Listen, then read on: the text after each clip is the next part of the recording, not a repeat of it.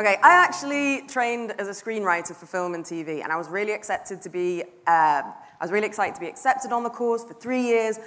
All I wanted to be was a scriptwriter. And then at the end of the 3 years, I realized the last thing I wanted to be in the world was a scriptwriter, which was a little bit awkward because I had to convince my parents that it wasn't a waste of time. How niche could this qualification be? I'm sure there were some transferable skills that I could put into the workplace. And it wasn't until I actually started doing sales copy and copywriting that I could breathe a bit of a sigh of relief and think, I can use stuff that I've learned. And not just the writing techniques, but the process of trying to tell a new story, the process of trying to develop distinct characters and voices. I found that I could use in copywriting as a process for writing copy that sounded fresh and writing copy that appealed to a specific target market. And so this is what clients want from me when they work with me, is they're not just asking me to write the content, they're asking me to look for that story. They're looking for me to get the communication that will build a bridge between what it is that they have and what their customer is looking for.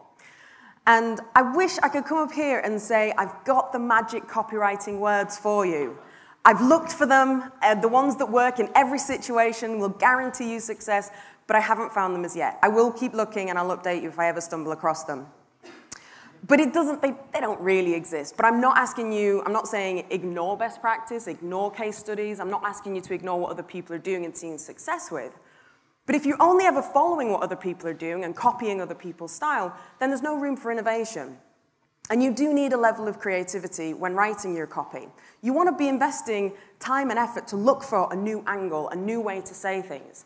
And so what I want to give you today is a framework, a really simple framework that you can work through to start generating customer-focused ideas that you can then start to go and test within your copy. And, hopefully you will stumble upon something which is next year's big trend, or something that blows all the other best practices out of the water. So first, a little bit about why there is an overlap between scriptwriting and copywriting. So there's a guy called Christopher Booker who says that there are 7 basic story plots in the world, and every single story falls into one of these 7 plots. So one of them is overcoming the monster. Jaws would fit into this, with the shark being the monster. But so would James Bond, with all the various villains being the monster.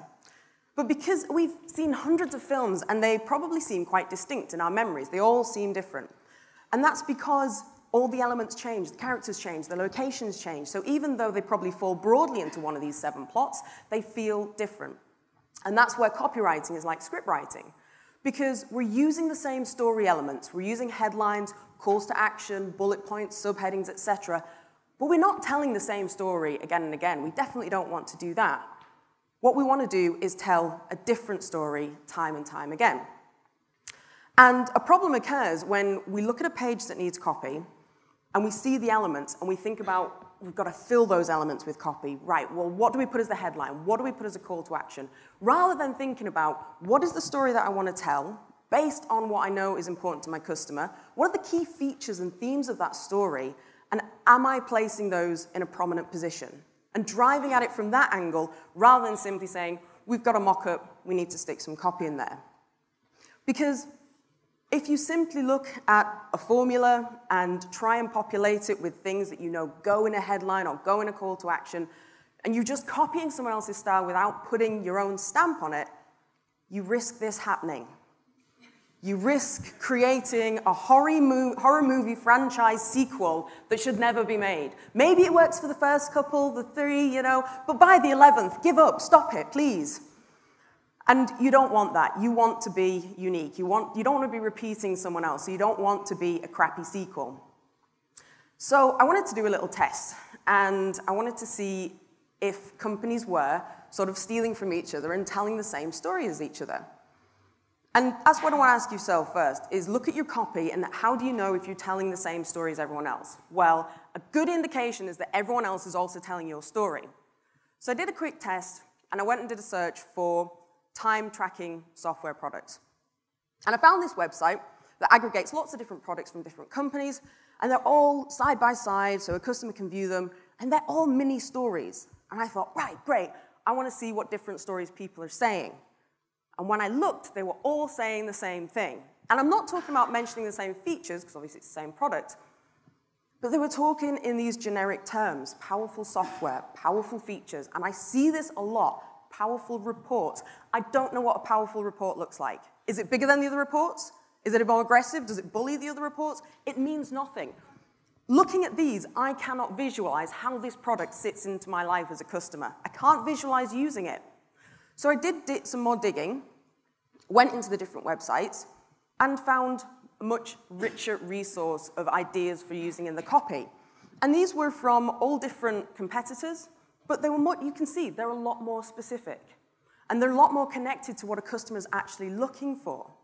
And I'm not doing anything sort of fancy or clever here, but as a very small step, if we started dropping this into those mini stories, and we're compared to people who are talking in the generic terms, our copy is going to stand out. We're going to look as though we are telling a different story, even if it's for the same product. But why does this happen? Because I know we don't set out to write our copy and say, I really want to sound like everyone else. Well, it's this thing that I call umbrella terms. I'm going to get scientific for a bit. Those are my scientific frogs. Those illustrate all the individual features that your customers love about your product. So the fact that this software can integrate with Google Apps or can handle complex billing cycles. And what happens when we start writing our marketing copy is we look at everything in front of us and we want to find a word or a phrase or something that sums up all of this really good stuff. We're looking for something that covers everything. And we look at the value, and we go, wow, we've got a really valuable product. We've got all these moving parts. These are fantastic. Do you know what this is really powerful. And then that kind of sticks, and someone goes, we should use powerful. Powerful is a powerful word. And that's when you start to see copy like this leaking into websites, and not just websites, but leaking into headlines, things that are above the fold, things that are supposed to be really selling a unique proposition. And there's nothing wrong with saying, but our stuff is powerful. I want to let people know. The problem happens is when we see this type of content in isolation, when it's not backed up with anything, and suddenly it becomes very, very empty. But solving it is super simple. Go and have a look at your copy. If you feel like these umbrella terms are sneaking in, either take them out, replace them with something more specific, or simply qualify them. If you think your product, your service is powerful, fantastic. But tell me why. Tell me why in a way that as a consumer, I can understand it. So with our time tracking software, we might tell our mini story and say, 10-minute setup, new features every month, the ability to handle complex billing cycles, and integration with Google Apps. Our product is the powerful time tracking software that's also easy to use. Again, not doing anything super complex there, but what we're doing is we're combining the more generic with the specific to give it a bit more weight. So the first thing to look at is your copy using these umbrella terms, and are you maybe unconsciously absorbing them from someone else's copy and telling their same story?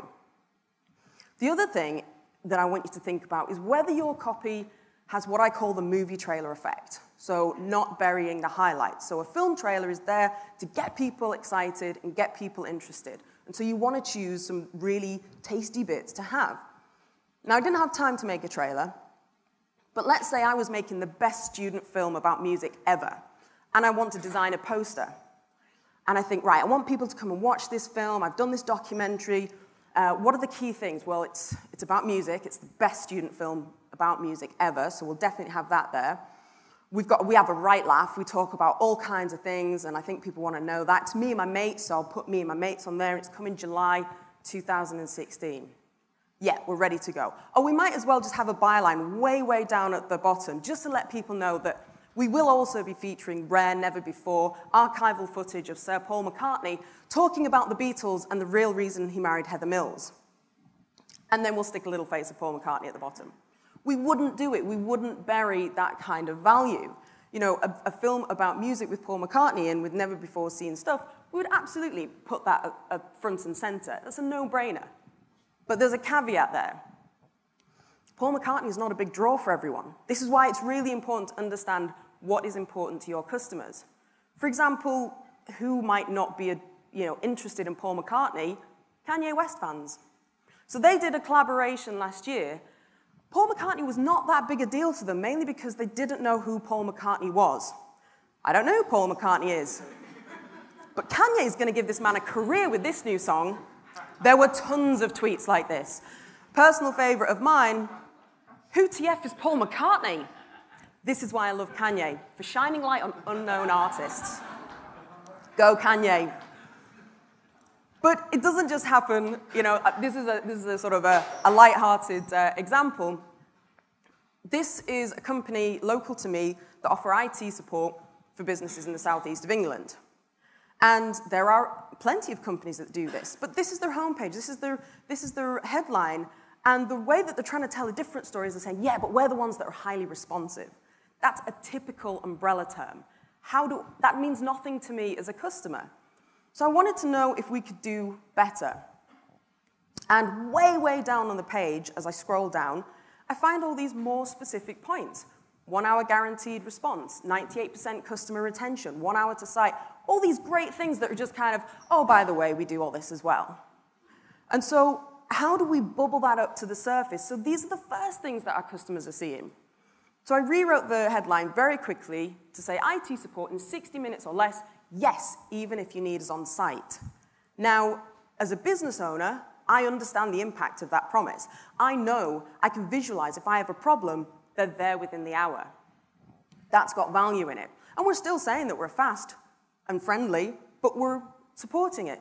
And I've put friendly because you can see them there and they look like a friendly bunch. So I want to give you 3 quick techniques for working through and trying to find out these specific customer-focused ideas that you can use to try and make your copy sound different and tell a story that your customer loves. And the first one is surveys. You may have seen this quotation somewhere before.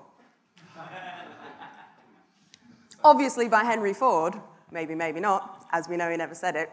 And I'm really glad Carl used this. Surveys can be a great way for getting insights into your copy, but you have to ask the right questions. And as Carl said, I wouldn't ask my customer ideas about how they would solve that problem, because they're not the expert. You're the expert in solving the problem. And I want to share a quick example that I think really illustrates the faster horses concept. This is me and my dad. That's our resting faces, so people tend to just leave us alone. And my dad had a problem. All his music was scattered around. And he said, I want everything. I want all my favorite songs in one place. And he said, what I want you to do, you or your brothers, is to sit down with me, go through every cassette, every record, every CD. I'll tell you the ones that I like, and then I want you to go and take all those things, put them on a computer, put them on an MP3 player. We have successfully been avoiding doing this for years. It's become a game of like pass the parcel with me and my brothers.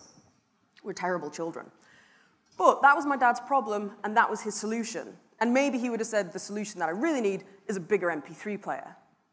Then I introduced him to Spotify. Thank God for Spotify. This saved my life and my relationship with my father. Because I could set him up, and now he can create playlists, but he was not the person to answer that question of how to solve the problem. So when it comes to surveys, what do you ask? A couple of great ones for getting good copy insights of what are the biggest challenges you're having in solving your problem, and what are the biggest questions that you have about it. And the reason that I put these is because your customer can answer that. They're living this. They're there. And so in our time tracking software, we might get responses such as these. You know, billing is a nightmare, but I don't have time to learn a new system. Or, you know, we've got complex services. How do we pull it all together? And the questions, can I really find software that isn't loaded with things I don't need? And how many tasks can I truly automate? And what you might find as you go through these responses is that they fall into broad topics.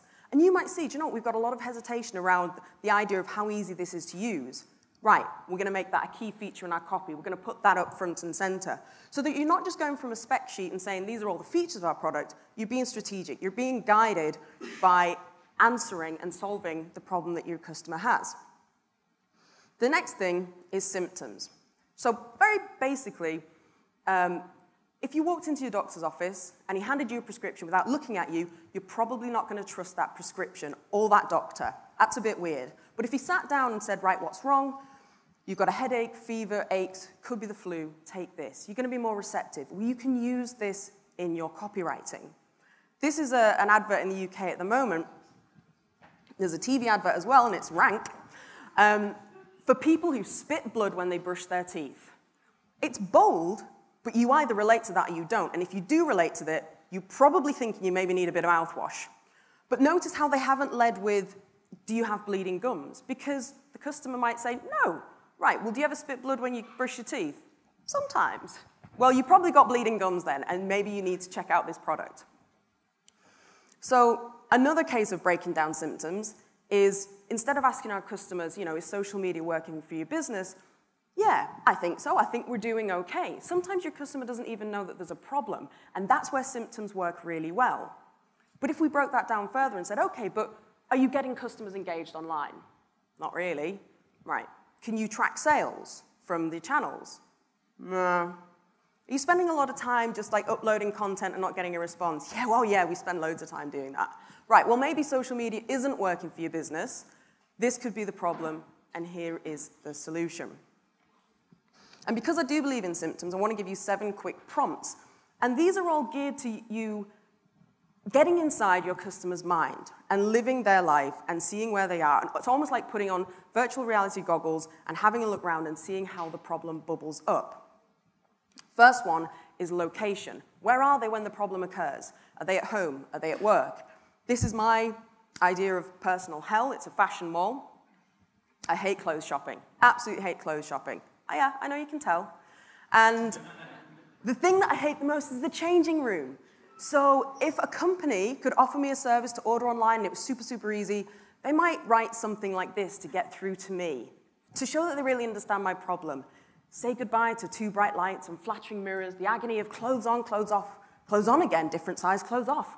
The squeezing, the stretching, contortions, exhaustion. End your changing room nightmare today. Might be a bit dramatic, but that's how I feel, and I would probably use that service. Obviously, these examples are not definitive, but it's a way of thinking about the customer's problem differently. People who are related to either the solution that you have or the problem that you solve. How does it show up with the relationships with their colleagues, with their friends, with the family? Let's say you're a theatre company and you do acting lessons for children. Rather than simply offering that, you might choose something that your parent has noticed about their child. See your child flourish from playroom pantomimes to their place in a West End musical. And an adult might say, or the parent might say, actually, I've noticed they're really creative like that. This is something I've noticed. I've not thought about acting lessons before, but maybe that could be a solution. Next is emotions. And I just want to touch on this quickly, because copywriting and emotions tend to go hand in hand. But quite often, we're not using the full spectrum of the language. And Wikipedia's got this great list of categorized emotions.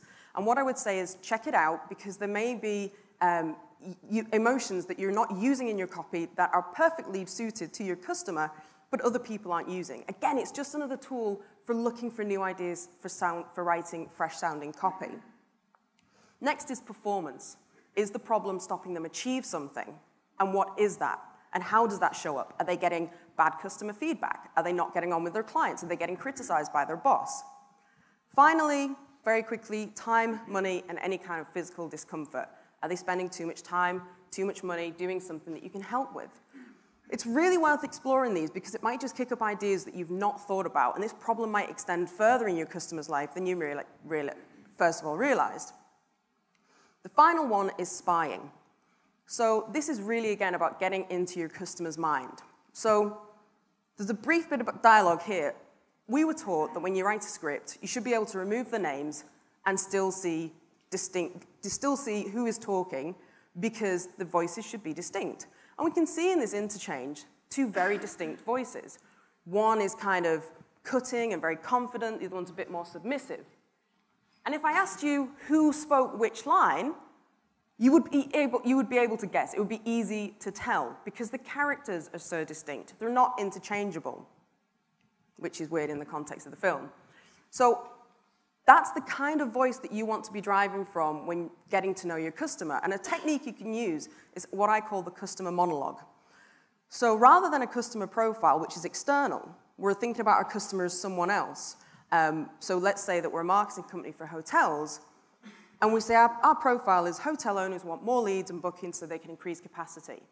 That's fine, but we're using these sort of generic umbrella terms, and if we're using them at this stage, they could easily creep into our copy. What if we were our customer? What if we sat down and spoke in our customer's voice about their problem? We might come up with something like this. I hate how the hotel industry is dominated by big chains with no character. It kills me when customers tell me, you're so much better than the other hotels, but I found you by accident. How do I get more people like that? Hotel booking sites take too much money, and I just don't know how to compete online without a massive budget. And again, I'm not saying that we would necessarily use this in our copy, but it's a starting point for ideas. It's a starting point for telling a fresh story, for saying something different and doing it from the perspective of your customer. Finally, interview them. And we've heard this today about user research. Spend time really grilling your customers, your current customers, about what they love about your product, how they're using it.